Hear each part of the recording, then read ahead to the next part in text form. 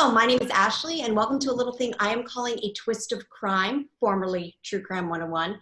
I'll be talking about a true crime case with one of my friends who has no knowledge of that case. I try to pick cases that aren't as well known or as popular as the other ones you might normally hear about. And yes, I know that true crime is everywhere, but I have liked it since I was a kid and I want to talk about it. And as I always say, I'm just a simple girl with a simple setup. I am sitting on pillows. My MacBook computer, which I'm using for the camera and the microphone, is stacked on top of 3 puzzles. This is just every lamp in my apartment with its shade off.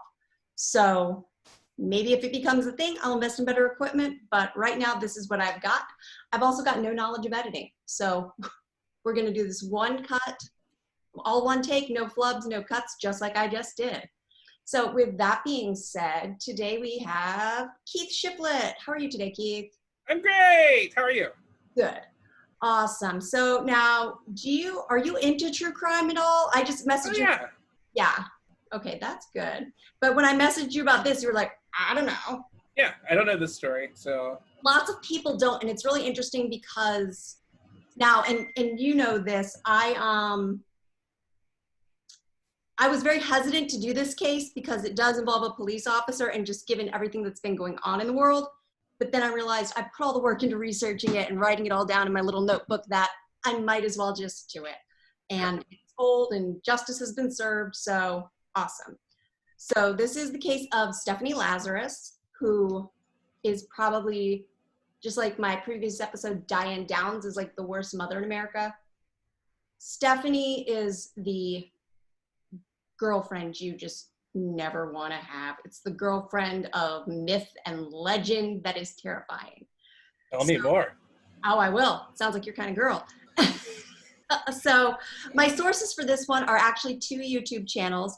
One is called That Chapter, and I'll link both of them down below. That Chapter is an amazing channel that does a lot of true crime that is both current and previous crimes that are solved, crimes that are unsolved, and he does a really great in-depth analysis. And another one that I didn't get to use as much information, but is just really fascinating to watch, is called JCS, Criminal Psychology. And what this channel does is it takes interrogation footage and it analyzes it from a psychology perspective, both as what the interrogators are doing and as how the suspect being interrogated responds. And Stephanie's responses are a little interesting. So with that being said, let's get into a little bit of background on these folks. So John Rutten, he went to the UCLA in 1978, where he studied mechanical engineering. And there he met Stephanie Lazarus, who was a political science major. They were never official and they saw each other kind of on and off. And Rutten considered it a fling, nothing more than what he said was some necking and fooling around. Necking. It's from 78. But yeah, necking and fooling around is how he described it. And I think you'll notice a trend is because for some reason, maybe it's because I am a woman, a lot of women are on my list to cover. What men consider just necking and fooling around is sometimes a much bigger deal to women. Yeah. It's that Glenn Close, Fatal Attraction, I won't be ignored. Boil your bunny. Yep, boil the bunny, yep. So now Stephanie, even in this early stage of what she considered a very serious relationship, she would steal his clothing while he was in the shower, which could, be a fun thing. It's fine. But then she would take pictures of him, nude photos of him while he was sleeping. Ooh. And keep in mind that this is 78. So it's not like, let me grab my iPhone, sneaky little snap. It's like she's getting out they probably have those little brownie cameras. Yeah. But I mean, and then she has to take the camera, take the film, take it to get developed. So for someone back in that day, it's like, this is commitment to this act. Right. And she never told him about this. He didn't find out about this until years later, that she had taken all these photos of him nude while he slept, and he never knew. Oh my. Yeah, I don't know how, because we both remember the old school cameras, and some of those, I don't know how you sleep through that sound they make. So after graduation, John got a job with a hard drive manufacturer, and Miss Stephanie, she joined the ranks of the LAPD in 1983. Okay. And she became a police officer. Now, in June of 1984, John met Sherry Rasmussen, who was the director of nursing at the Glendale Adventist Medical Center. Okay. So they've both kind of gone their separate ways, seemingly. Sherry and John just really clicked, and things got very serious very fast, like diamond engagement ring. As they do. It was the early 80s. It was a different time. Oh, Mechanical engineer, hard drive manufacturer, and a nurse. that sounds lovely. Now, but Stephanie, she had not forgotten about John, even though they hadn't really been seeing each other at all in 2 years. Again, this was back in the early 80s. It wasn't like, oh, let me just drop you a text, drop you a Facebook message. It was like basically you call or you write. And they hadn't really been in touch. So then Stephanie throws John a surprise 25th birthday party in 1984. Okay. This woman, who he hasn't really seen in 2 years, throws him a surprise birthday party, completely clueless that he is in a very serious, very committed relationship. Well, it's the thought that counts. It is the thought. It's 25, it's halfway to 50, That's true, but she thought it was that they kind of still had that, that special magic, that thing. Oh. Yes. John takes her aside and says, hey, you're my friend. We've had some great times, but Sherry's the one. Stephanie did not take this well. Really? No. Would she be on my little channel? And then she wished him the best. They all lived happily ever They all after. lived happily ever after. Wow, this is great. Yep, great. And done and dusted. So actually, she didn't take the news well at all, and she began writing John's mother long, lengthy letters, how heartbroken she was about what was going on, which is just like, I guess maybe she thought, if she wrote, she'd be like, hey, John, son, she really loves you. No. That never works. It never does. But then John makes a critical mistake. Stephanie comes over to his house one night. He and Sherry were living apart. They hadn't moved in together. She knocks on John's door one night and asks for closure. For that closure, he's like, all right, kind of close the cover on that book, done and done. That is that, and that was not that at all. She would eventually, John and Sherry did move in together, and she would stop by all the time, Stephanie would, which made Sherry very uncomfortable. And I know I've kind of encountered this personally as a woman, where there's like the girl that likes the guy I'm with, or the ex that's still hanging around the guy that I'm with, and the guy can't understand why that makes me uncomfortable, Yeah. And I'm sure there's another thing on the guy side, but I can't speak to the guy side. But Stephanie would be like coming around all the time, and Sherry's telling John, this really makes me uncomfortable. He's like, no, she's an old friend. What we had is over. It's fine. Don't worry about it. So John and Sherry were married in 1985, and Stephanie would stop by Sherry's office, and she told there's too many S's in this book. In this case, Stephanie would tell Sherry things were not over between her and John. After they were married, and not only would she just come over and tell her this at her place of work, she would do it in uniform with her service weapon. Oy. That's a power move. I don't know if that's not a good power move. That's not like a Beyonce power move, but that's crazy. So, and she literally said the supervillain words, if I can't have John, nobody can. I don't know how I probably would either just be terrified or laugh. But so she would also stand outside their condo in the city of Van Nuys. Like they would be coming out, or Stephanie would, Sherry, oh my goodness, Sherry would be coming out to work, and Stephanie would just be standing there with her weapon. See, you'll laugh.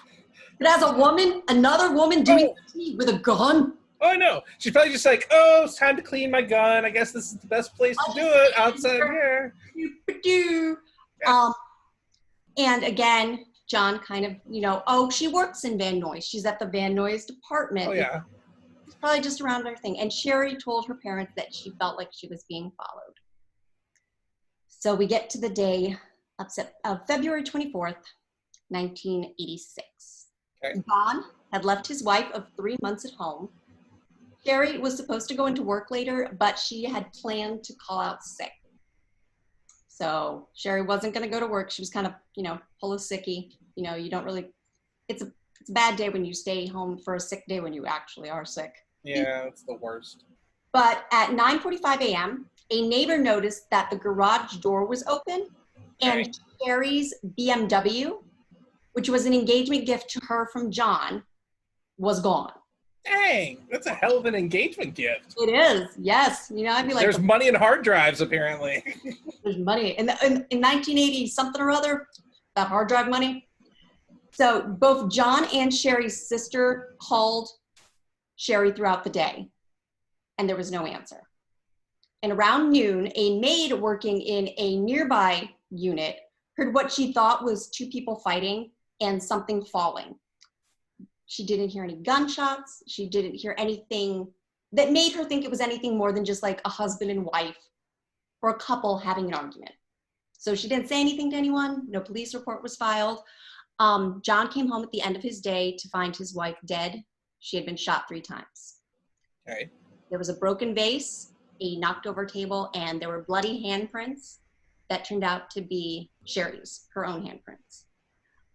She had been shot through a quilt to muffle the sound, kind of that movie trick of, the homemade silencer where you, in a movie, they'll like shoot the gun through a pillow. Oh, yeah.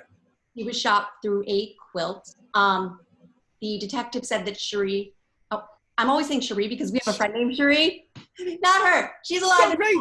She's alive and well. Cherie. No, but Sherry, like Sherry baby, she put up a heck of a fight. She had a ton of defensive wounds, especially on her hands. Someone had attempted to tie her hands up because she had bruising, but there were no ligatures, no mark, no bindings on her hands. So they think that someone like tried and they struggled, and so that's what caused the bruises. And she had bruises on her face as well, and she had a bite mark on her arm.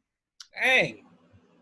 She seemed surprised by her attacker, like it wasn't somebody she was expecting, because when they found her, she was wearing only her nightgown, her robe, and her underwear. So if I'm expecting company, I'm probably not just going to be wearing, my jammies. Man. So the investigation began. And of course, they look everything. The cops look around and they say, burglary. Someone must have broken into steal electronics, because there were several electronics stacked beside Sherry's body. And again, this is 80s. So it's not like, like, let me take this skinny little, my MacBook Pro. It's like, these are like big honking, like VCRs from back in the day, the big stereo systems. I don't know. 100 megabyte hard drives. Yes, all those delicious hard drives. They were stacked beside her body, and she must have been surprised by the burglars, because there was a struggle. They believed that she surprised them. There was a struggle. She was killed. They left in the BMW. No jewelry or other valuables were taken. Later, the silver BMW was found 2 miles away, 10 days after the murder, and there was no evidence. That was clean. Oddly enough, though, their marriage license was gone. And that's a very specific thing to take. I mean, petty. It's petty.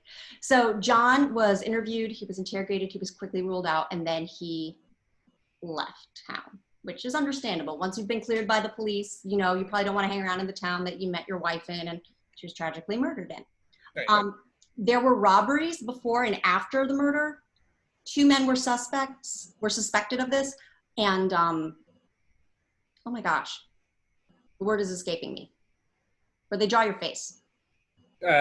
Police sketch. Police sketch, the police artist sketch, the suspect sketch. Yes. I don't know why I think there's a special word for that. They're probably, my brain's it's flown. Were made, advertised around, a reward was offered. but those two men were never found. Sherry's parents had asked investigators to look at Stephanie Lazarus because previously her parents felt she was at the very least, while Sherry was alive, Stephanie was guilty of at the very least stalking and intimidation with the gun, you know. The detective made a note of it, then he dismissed it. Another detective remarked that, you know, men don't really bite. Like, that's not like a man, like when men are fighting, whether they're fighting each other, they're fighting a woman, their instinct isn't to bite. Right. That's more of a female thing. The only killer that I can think of that has bitten people is Ted Bundy. He bit people in the women in the sorority house, but that's the only instance of like a male killer that I can think of. It's kind of like biting is kind of like something women do, you know, I guess. I don't know. I've never bitten anybody, to my knowledge. Maybe when I was a baby. But the investigators finally said, well, this is a burglary gone wrong. And again, this was LA in the 1980s. They had a lot bigger things to deal with than the death of a housewife, I guess. Sherry's parents, they disagreed. They believed that it was a deliberate murder. They kept insisting, and the years go by. They have press conferences. They offer rewards. They offer to pay for DNA testing on their own. And the investigators tell them that they're watching too much TV. Yeah. Then the investigators say, and I want to make sure I get this right, you should do yourselves a favor and move on with your lives, which is an awful thing to say to the parents whose daughter was just murdered. I'm having flashbacks of the O.J. Simpson Goldmans, where the Goldmans were basically the ones putting up the fight, trying to get everything convicted against O.J. here. Yep. And it was LAPD too. Imagine that. Yeah.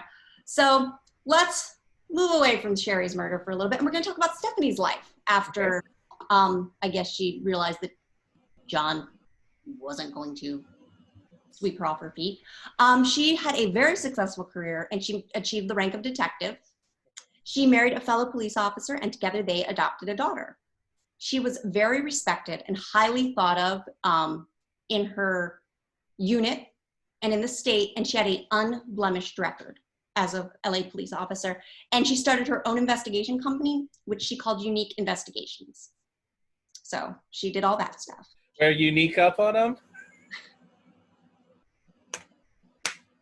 Anyway. If I didn't have my computer, I'd do a spit take. So 2004 rolls around. There was an LAPD criminalist named Jennifer Butterworth, who she was going through some old case files.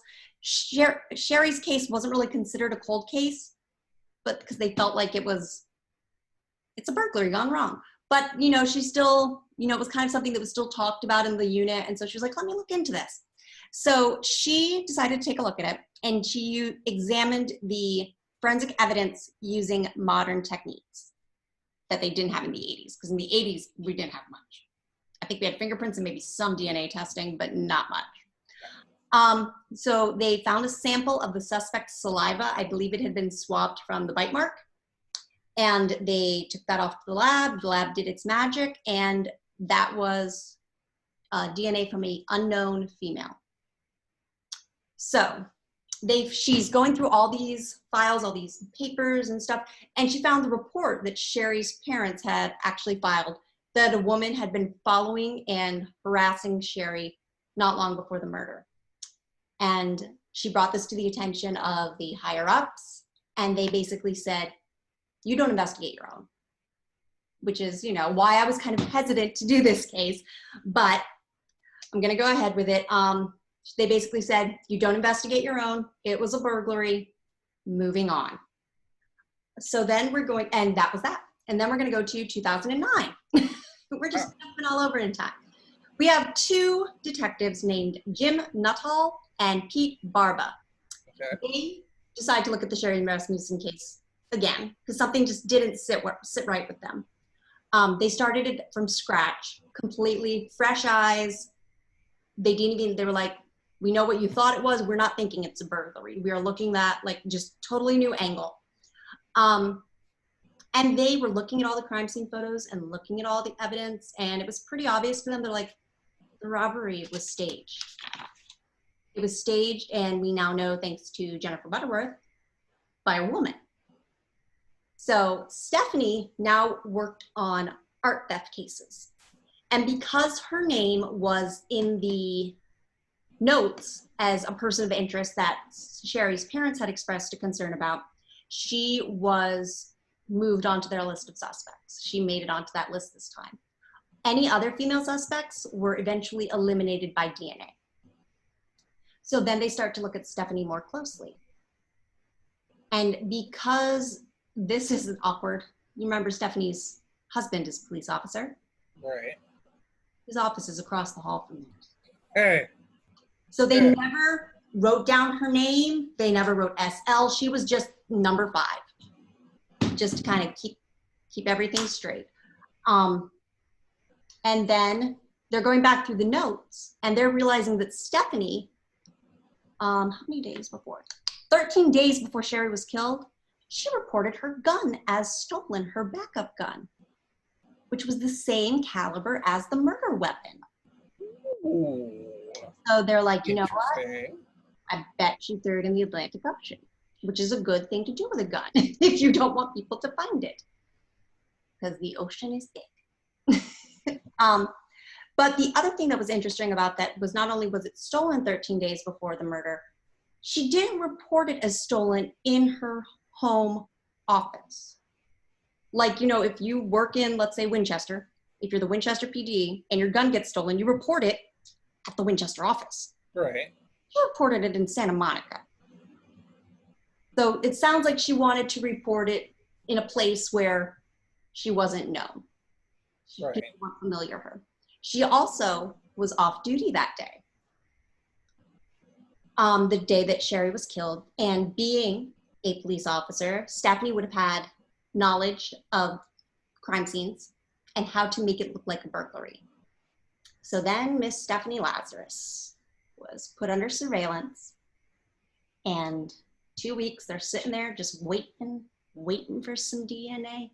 Finally, she gets herself a little cup of soda, has that soda with its straw, chucks it in a public trash can. Not personal property anymore. They get the soda cup, they get the straw, they test it, and it was a match.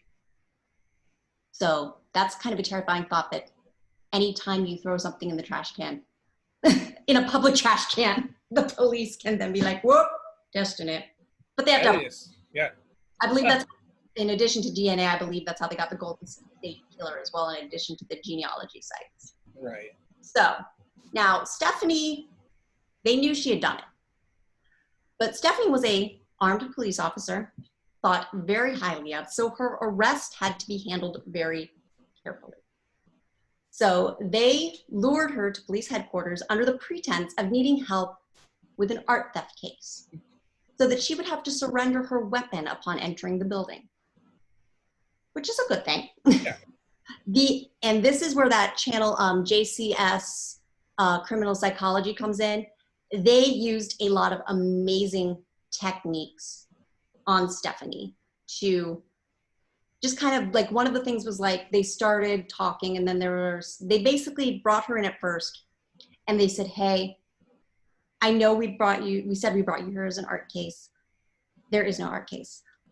We wanted to spare you the possible embarrassment and the possible office gossip of asking you this stuff in front of your peers, you know, because you're very highly respected. You know, we know you know your stuff, but we understand that you knew this guy, John Rutten. Like, they would pronounce his name wrong. They'd say, like, Rutten, and she'd be like, oh, Rutten. Like, she knew how to pronounce it. So she confirmed that she knew John, and that she knew he was married. They dated on and off, you know, she says, but she couldn't remember Sherry's name. She said it was something like Shirley or Susie, and then someone says, is Sherry? Sherry, yes, that's it. She said she couldn't recall if she had ever met Sherry, and as she's starting to realize what's going on, she becomes more and more erratic and more panicked. But it's very interesting to watch because she's trying to hide it, but you can tell that she's just like crack, crack, crack, crack, crack. Right. There's at one point where she does this face, and it's amazing. She's like she just,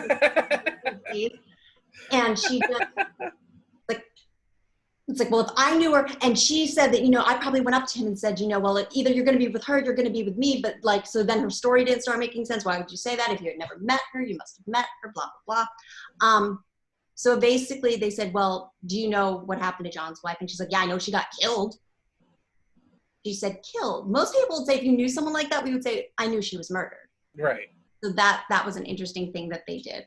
And they said, we've been going through some things and, looking at the case again, we got all this cool new science stuff. We got some DNA. Would you mind, just having a buccal swab, which is the swabbing the inside of your cheek to get some skin cells. So we can, just eliminate you. You were his ex-girlfriend, And she said, maybe. And then she left the room. And she was promptly arrested. So then there's great interrogation. She was like, well, I the way you guys are talking to me, I'm not stupid, I know what's going on here. Maybe, maybe I need to talk to a lawyer, maybe. And then they bring her in and they give her the rights. And she's just like, like she's sitting there handcuffed and she's just like rolling her eyes like, yeah. So then we get to the trial phase, and she was allowed to retire early from the Los Angeles Police Department, which is very nice of them. She was held in a Los Angeles County jail with a bail set at $10,000 cash. $10,000, which is a lot back in the well, no, it wasn't. This was like in 2009. But $10,000 cash is a lot to come up with, I guess. Maybe I'm misreading that. Maybe it was 100,000 cash. It might have been 100,000. I'm not good at math. I think it was 100,000 probably. I just miswrote it. Okay, 100. Yeah, I was gonna say 100,000. 100,000 is more likely what it was. And the reason it was so high was that the case against her was very, very strong.